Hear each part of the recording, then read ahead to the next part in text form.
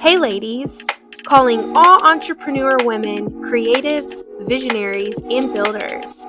This is your host, Holly Wright, and welcome to the Her Podcast.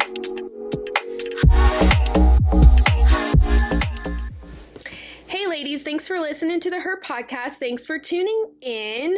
I'm super honored and excited to have a special guest on my show today. She is an influencer. She's a big deal on social media, but also a mom, a wife, and just full of faith. So Katriona, welcome. Thank you so much, Holly. Very happy to be here. I'm excited that you are here. This is a big deal. And this is actually your first podcast. So Yes. wow, I'm excited and honored to have you. So how's life? Tell me what's been going on in your world, just a little bit about who you are and what you do. Yeah, well, first off, I'm 28 years old. I have an almost 2-month-old son. I gave birth to him January 5th, and our lives have changed a lot this year already. But previous to the mom life, I'm first an entrepreneur. I'm not a mom who's an entrepreneur, but I'm an entrepreneur who's a mom. Love that. Yeah. But before, going back, you want me to go back all the way? You don't have to go back all the way, but why don't you, being a mom is totally new. So that is congratulations. Thank And your you. baby is so beautiful too. Thank you. I feel like a lot of things change. And I love that you said earlier, you're not just a mom, but you're an entrepreneur who became a mom. And that's such a beautiful thing because now you're juggling two different worlds. Very.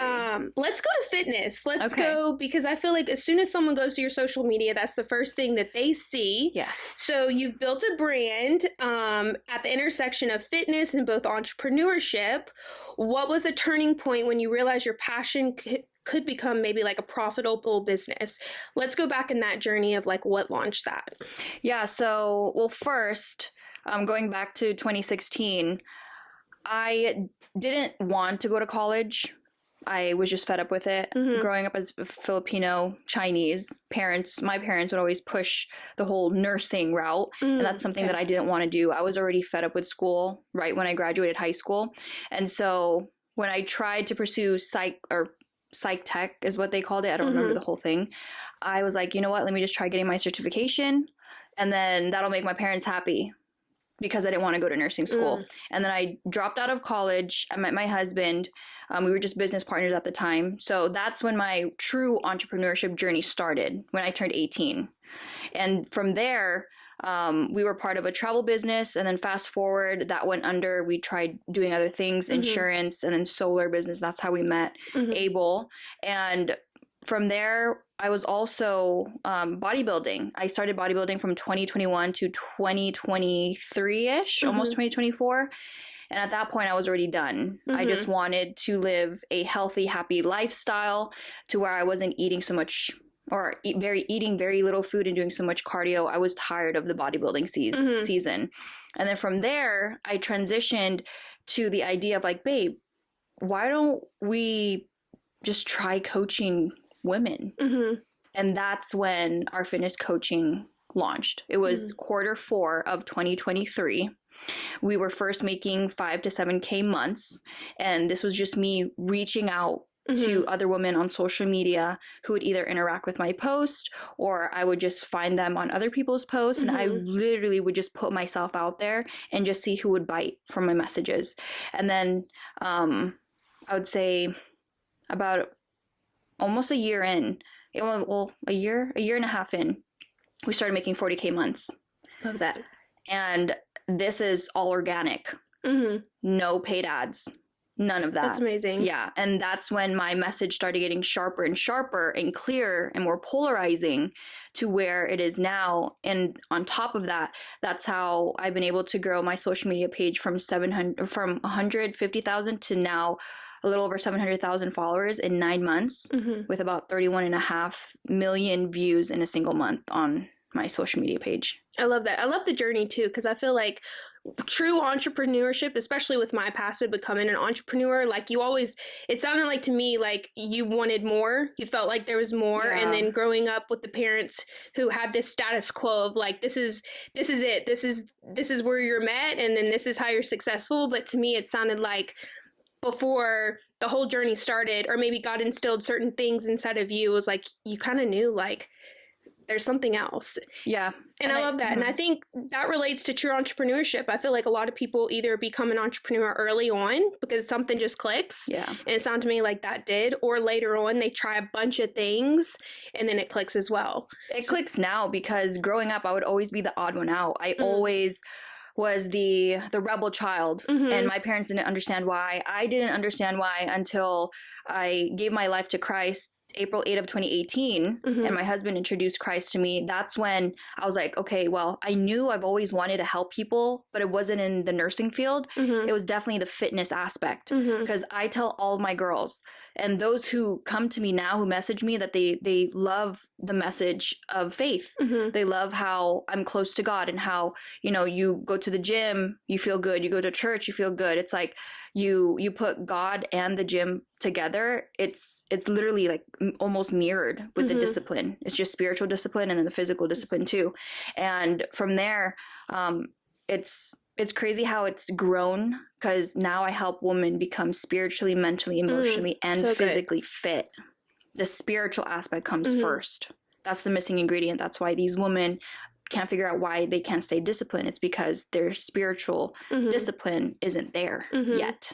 And I feel like a lot of women lack that or didn't grow up on that. Yeah. Like I unfortunately did half my childhood, I guess I did and half didn't, but I had to find that for myself. But I feel like those core values that are instilled in you, like having those and being able to connect them to your purpose in life, which is to help women, has made you successful. As a fitness coach, results take time, but social media often rewards instant gratification.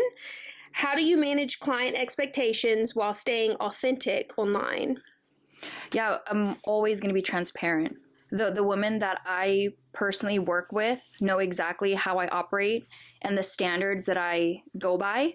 I don't bend or break anything, especially when it comes to the ladies that I lead in the fitness space. And it's more than just creating their meal plans. It's more than just having them go work out. It's more so teaching them, you know, what does God say about how we should, you know, either redeem the time or what we put in our mouths or how we see ourselves, and like our body is a temple of the Holy Spirit, and, you know, all of those things. And I mean, I posted about God doesn't reward laziness. I talked about that yesterday. I even talked about gluttony, one of the 7 deadly sins. It's like these are all intertwined with how we look, how we speak, how we act, what our standards are, what our expectations are. And me staying true to myself on social media over the years has just been a lot easier because of my walk with the Lord. I don't want to be two-faced, and I don't want to be a hypocrite. Like my husband reminds me, like, hey babe, you're teaching these women to do this, but how come you're not doing it? So he really had to sit me down there. And that's when I had to go through a pruning season of my identity through Christ. So that way I can lead these women, even though they don't know the Lord, just me speaking and also setting the standard and the example, but also showcasing our clients' transformations who are doing very well and following through has really catered to that, for them to see it come into fruition. I love that. That's so beautiful too, because not only are you, I love what you said earlier about the physical too. I feel like as a woman, like a lot, maybe to the women who are listening who, you know, maybe they are new to fitness, or for me, I was an athlete in high school and college, so fitness was something super big to me. That was a pillar that I never let go of. But I love what you said earlier, connecting not only like faith, the spiritual, being spiritually fed, but also focusing on fitness and what you're eating. And I know me personally, going to your Instagram, like you are very raw and authentic on Instagram, and you go there, which I absolutely love, because I feel like people who have influence, who are maybe bigger, have bigger influence, or celebrities or whatever, a lot of people are afraid to go there and they're not really authentic. It's like, let me just record something, say what feels good, looks good, and then get off online. But I love that you are someone who walks it out. Instagram can be a powerful tool, like we said, but also mentally draining. What boundaries have you put into place to protect your mental health while staying consistent and visible? Big one is staying in God's word. I would say back in 2023 to 2024 is when I really wanted to start putting myself out there. Mhm. I didn't want to just be known for doing a lot of goofy things with my husband because I wanted like the TikTok. all those things like couples that I've seen, and I wanted to grow my following. I just didn't know. I was torn between, should I just post something so we can get a laugh out of it, or people can just come back and want to feel good and laugh about something because I'm always pranking him. And at that point, he didn't even want to join any of my videos because it wasn't translating to where we were going and who we wanted to identify ourselves as. That's good. And as leaders, you're going to have to sacrifice a level of privacy. And to the certain extent of course, I'm not going to share my marital problems when we do have some, or like disagreements and stuff. But what I can share is basically what it's like now to be a mom, to grow businesses, to also train clients, to still prioritize self and go to the gym. Like all these things I'm still showcasing, and also showcasing the hard things too, like my son being in the NICU for 8 days. Like those are things that most people do not want to share because Instagram, social media in itself is a highlight reel. Exactly. I was about to say, it's not the highlight. Yeah, it's a highlight reel. And so before, I wanted to just share what was good because I wanted people to think that I had a perfect life. But then even me looking up to other entrepreneurs, they always showcase what they went through because it's relatable. I wanted to be relatable myself too. I wanted to be three-dimensional. I wanted people to know that I am a businesswoman. I am a mom now. I love fitness. It's not like I'm just talking about business all the time, or just family. It's all around. So people know that I'm actually a human being too. Like I make mistakes. I go through emotions. I may seem like this tough woman, but I do have my times where I do fall short, and I want to be able to showcase that. And that's where I would say a big chunk of the new people that follow me now is because of that relatability, being authentic, and being authentic to myself and not being afraid to get judged. I mean, if you don't have haters, you're doing something wrong. Exactly. I remember going to an event before I became an entrepreneur in 2020, but before I took the leap, I went to an event, and I'm new to like entrepreneurship. It doesn't run in my bloodline. Everyone in 3 to 4 generations in my upbringing like gets a degree, goes to college, gets a job. So like I was the weird one in the family, the one that they were like, you're never gonna make it, like you're moving to California, what, you're gonna rely on yourself for income, like the crazy one. But here we are 6 years later, and they're like, wow, I was wrong. Hallelujah. But I went to an event like a couple years ago, an entrepreneur event in San Diego, and I really appreciated the authenticity of people sharing their stories, because I felt like going into entrepreneurship, it was so hard. I'm like, where do I even start? How do I brand myself? How do I get clients? What do I even sell? Well, do I create a product? Do I run with a product I already have? So I had so many questions, and I remember this lady, she is one of the founders of like In-N-Out. She owns a couple, like majority of In-N-Outs, and her whole journey of becoming, she started being in entrepreneurship in like late 40s, like it was later on, but she basically shared her story of how the horrible things she messed up on, things that went wrong for years, and then something just clicked, and it took time and training to become, I mean, she's a very well-known lady today. But you reminded me of that, like it's not always rainbows and butterflies with social media, but also entrepreneurship, like it's hard. I mean, my boyfriend's an entrepreneur, and we wake up every day and every day's different. Yeah, it is. It's like we're totally relying on ourselves to be successful, but I think that's the beautiful thing. Going back to my next question, though, is many women want to grow online presence but don't know where to start. What foundational steps helped you grow your Instagram presence in a way that actually supported your business? Well, first, I would say you need to, who are you? What do you want to be known for? What do you stand for? Because social media in itself, you can go so many directions. You'll get tugged left and right. And if you don't know your core identity, especially your identity in Christ, you're going to just flow like a leaf in the wind. You're going to be like, let's say, maybe that leaf in the waves, and you're just following through with the ocean, the current. And so in order for you to really plant your foundation, it's first to know, who do you want to be known for? It's not, oh, what is this? This girl's doing so good. What is she known for? Let me copy what she's doing. For me personally, I have gone through so much in life over the last 10 years as far as what I look like, what my life was before Christ and now after Christ, and the things that I had to go through, that I know a lot of women are not emotionally stable. And this whole culture of, oh, just me, or I don't need to depend on a man, just very not in step with what God created. It's very all over the place. It's mixed up. It's swapped out for just self. And so when anyone wants to grow on social media, you got to first, again, like I said, know what you stand for. Second is to figure out your posting schedule. Are you willing to post 3 to 5 times a week? What type of posting style are you going to do? There's a lot of formats. There's like head talking videos if you want to be known to have an authority in your specific niche to attract your ideal client or ideal audience. First, I would say, who do you want to attract? And if it's for, let's say if it's specifically for business, you'd want to put out content that will attract the people you want to work with. Like, what are your pillars? We have pillars. There's 3 pillars. It's the 3 W's. It's worship, wealth, wellness. Those are our pillars, and every message that I put out there specifically correlates with those pillars.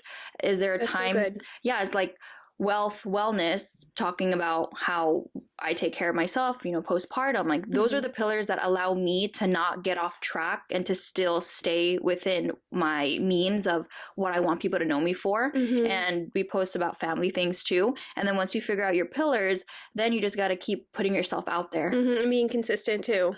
Being consistent is very key. For me personally, I want to be the first one people see when they open up Instagram. Like, I post 3 to 4 times a day now because I want to get in their face. I want my message to be right there when they open up the app. And that's how you're going to be memorable. That's how you're going to have people follow you, like your post, comment, and come back to your page every single day because you've left them feeling some type of transformation that they don't get from other people. You could be in the same niche, as in you could be talking about the same topic about other people. Like fitness coaches, it's a big space. Yeah, there's so much on Instagram with fitness. It's like, how can I set myself apart to where I'm not just the generic fitness coach? I'm very different because I put God in there too. Even with our clients, I don't give them their meal plan or their workouts. If they need to get on a Zoom call for 30 minutes or a phone call or a FaceTime and they need like a sister in Christ talking to them, I will be there. Love that. Yeah. That's so amazing. I love that you have the 3 pillars too. I never thought of it like that, but I feel like the 3 pillars is not something you created though. It's something that's instilled in you and your husband. So you guys are already walking that out and you utilize that for social media. That's so cool. That's something to really relate to. I love that. Thank you. Fitness is deeply tied to confidence. We talked a lot about confidence and self-image. Yeah. How do you help women shift their mindset from quick results to sustainable strength and self-trust? So I guess this would go back to fitness. Not only are you just a fitness coach, but it sounds to me like you just live life and do life with these women in the fitness world. But what is something that you maybe teach them when it comes to confidence or just self-image? Because I know for me personally, I've had fitness coaches on and off, and I feel like it's such the norm to show up and just give someone a meal prep and tell them, hey, like, do these workouts. And that works for me. I can go do it. But it's another thing when you have someone who becomes a friend and like really pulls out of you, like, like raw conversation or just being a positive influence for these women. So what would you say is like the biggest thing that you see maybe with your clients when it comes to confidence? Well, before I really answer that question, because my message is so polarizing, sharp, clear, and direct, the women that reach out to me or I reach out to them, they know exactly the type of coach they're working with. Because again, that transparency, the couple questions you asked before, that transparency that I have is exactly the type of person they're working with. But the only difference is it's one-on-one. And they probably know coming in, like, this girl is like, I can't play around with this girl. Like, I'm going to have to be accountable and I'm going to have to pull through and be consistent because like this girl don't play around. So I love that. And it's a great asset because there's not a lot of women in my shoes that are really speaking the truth the way that I do. And that's what sets me apart too. So when these ladies, we have an onboarding process. Okay. So I tell them like, hey, we have 3 commitments. We're going to talk about nutrition, strength training, and accountability. For whatever reason, you don't commit to one of these 3 commitments, we can't work together. Okay. I don't accept anyone and everyone. And I make that very clear in the very beginning of our call. And I do Zoom calls with them too. So that way it's a lot more personable. And I tell them that. They're like, okay, give it to me. I'm ready. And they're like, I need the accountability. I don't know anyone else on social media that talks the way that you do, but also puts Christ in it too. Like I'm really attracting sisters in Christ and they need that accountability. And people who are hungry for it and don't realize it too. Yeah. I love that. Because I feel like a lot of people are just hungry. I mean, it's so natural, hungry for something to have purpose in their life. And when you're lost and you don't know where to turn, I feel like those are probably people you're attracting, and they probably don't even realize that their whole life is about to be changed. But you're probably like, oh, this is gonna be good. You've already know, like, when you meet them. Yep. That's so beautiful. I love that. Well, going back to the whole confidence part, the one thing that I can say to answer your question is, I tell them the reason why you lack confidence is because you start things but never finish. You say you're going to do something, but you don't do it. And the best way to build self-confidence is to follow through with what you say you're going to do. The definition of commitment is doing what you said you do long after the mood you've set it in has passed. So you can be excited, and when emotions are high, your IQ is low, right? It's like when you drink so much alcohol, you can't even think right because you're intoxicated. You're intoxicated in a way of excitement. But what happens when that excitement goes away? Then your goals, the person that you want to become, also starts dissipating. So it's more so you want to become this person because you're happy. Yeah. But can you also be that person? Do you want to continue being that person when things hit the fan? And put in the work. I feel like a lot of people get hyped, like you said, like, oh, I'm gonna put in the work. I want this kind of body by summertime, like all these things. But I think when the hard days hit and you get tempted, or the people you hang around, that really affects a lot of things. So I love that you were straight to the point as soon as they come in, because it saves you a lot of time, I'm sure. Girl. Yes. Because otherwise you would have a flow of clients coming through and you'd be going crazy. Yeah, I really would. Let's see. Monetizing influence. Let's go back to influence. Monetizing influence can feel uncomfortable for some women. How do you learn to confidently sell your services, programs, or partnerships without feeling inauthentic? Over the years, I've just learned to sharpen my standards. And that's good. I'm not the one to, again, bend or break who I am just to get a sale. Like, if it's not for you, it's fine. In business, you're going to get a lot of people that'll ghost you. You're going to get a lot of people that are yes-sayers, and the next thing you know, crickets. Yeah.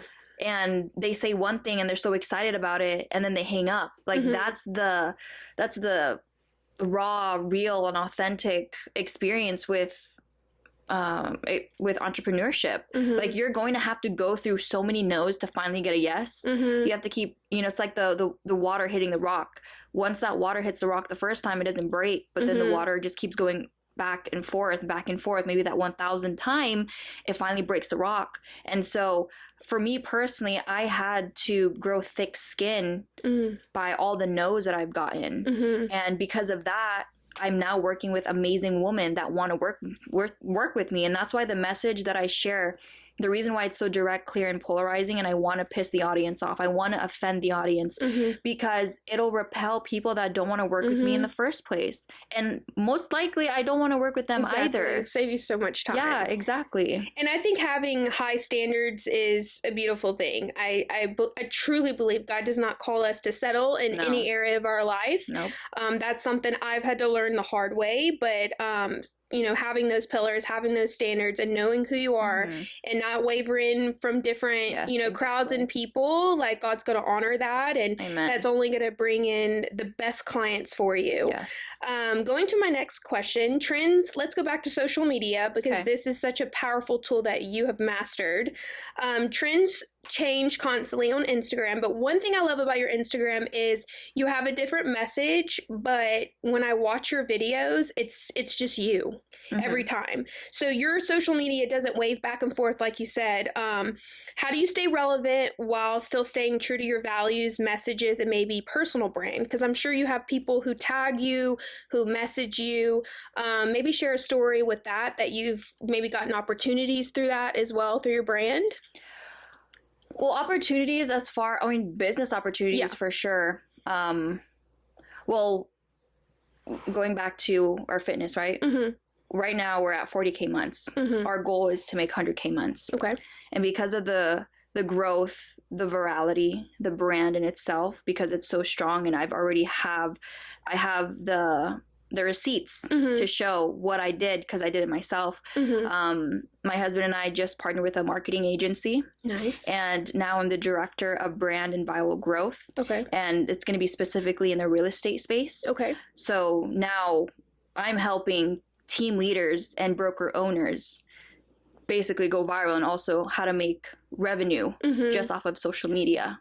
So that's how we're going to go from 40K months to 100K months, because these are people, these aren't agents. These aren't people that are like, oh, let me just toe dip and see how the real estate market does, or like how this works as my career. Like, these are actual team leaders, brokers that run so many agencies. They're like the big dogs. So I am servicing the big dogs. Love that. And because of just how, God has placed me and my husband also helping me sharpen my message, and also bringing me up as a leader that I am. And he believed in me so much that I borrowed his belief until it became my own. That's what came into fruition now. And so another one too, pray.com. I don't know if you've heard of pray.com. Well, pray.com is a big faith-based social media. Oh, cool. So they reposted me. They even have they have like Jay Shetty on there. They have other people, although I know he's not Christian, but it's just like influential, powerful people on there. And that's also how my personal brand grew. Pastor Jabin commented and was like, well done. He saw that video. Yeah. And so God's definitely using me in a powerful way. And I'm always asking, like, Lord, please humble me, because I don't want the light shining on me to shine brighter than the light shining within me. So that way I don't veer off and it's not about me, but it's about him. But then going back to fitness in itself, me just being myself has helped a lot. And then just the message, me putting myself out there more consistently, again, being my authentic self. And with the whole trends thing too, I tried to play with the trends. Like it wasn't helping anybody, especially with maybe using an audio that was blowing up, or a couple trend that people were doing. It's like, it's already saturated. Yeah, it's very saturated. I want to set myself apart. And I think being authentic and who you are is what sets you apart, because no one is you.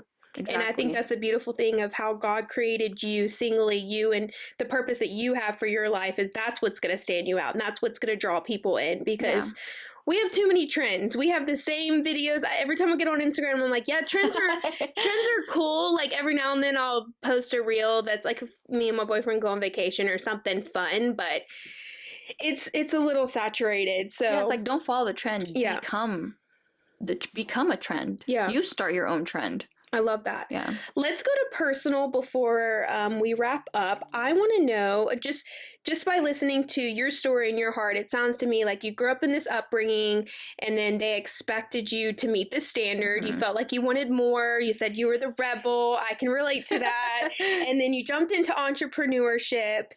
You're now a wife and a mom, super big into faith and fitness. If you could go back to maybe the younger you, let's say when you were like 12, middle school, what are 3 things you would tell your younger self, the things that you know today, maybe for the younger girls listening? It's okay to be different. Second would be, it's okay that people don't like you, that you will have haters and people who will backstab you. It'll be all worth it. And lastly, you're going to know your purpose. And calling. I love that. I feel like that's super relatable too, because I feel like a lot of people don't discover their purpose till later in life. Yeah. I know for me, I was 8 when I knew what I wanted to do, but I did not know how I was going to get there. Okay.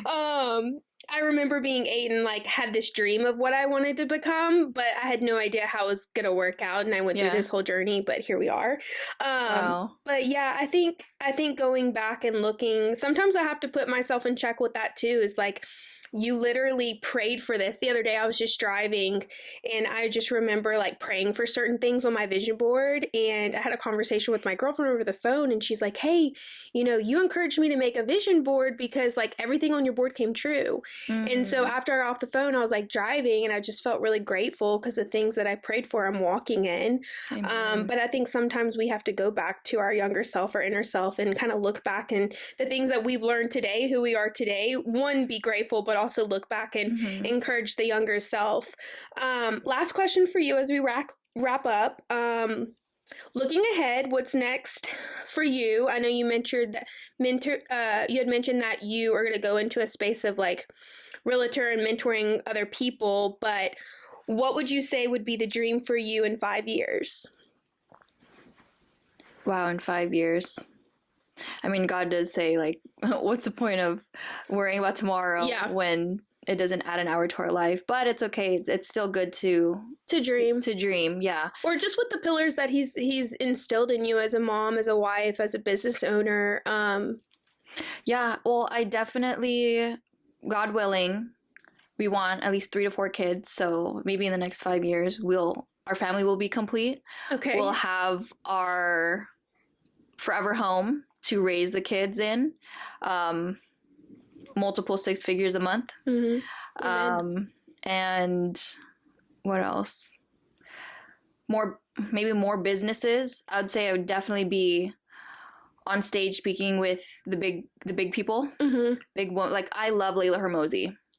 I love her too, and her husband. Well, when you get there, I will be on the front row cheering you on because that's amazing. Yeah, to be able to work alongside her, or even just share a stage with her, would be amazing. And this podcast is I can look back at this and be like, look, 5 years later, we did it. Yeah, so that's definitely, because I don't see other women in the space that I really look up to. I mean, although she's not faith-based, but I just really love her work ethic. I love how emotionally stable she is. She's a very high level woman, and there's not a lot of entrepreneur women that I look up to, because it's either they're emotional and they're doing things based off of their environment, but she is like, she respects her husband, she has such great work ethic, she's a multi-millionaire, almost billionaire, but other than that, still continue to sharpen my relationship with God. And you never know, maybe speak on a church stage. Yeah, that would be amazing. Well, I love your story, and I'm just super proud of you, just as a friend, just kind of watching you from social media and who you've become today, because it's such a beautiful thing to sit down and listen to someone's story and watch it unfold, because it wasn't easy. There were sacrifices you had to make to get to where you are today, how God's allowing, just using your social media to walk into other doors that you probably had no idea you would enter. No. And I think that's the coolest thing about entrepreneurship, because we try things and they fail, and then we try things and they work out, and it brings you to a whole nother door. And so I'm just really proud and honored to have you on the show today. Thanks, Holly. Well, first, I want to say great job on everything. Thank you. You've definitely built a strong brand.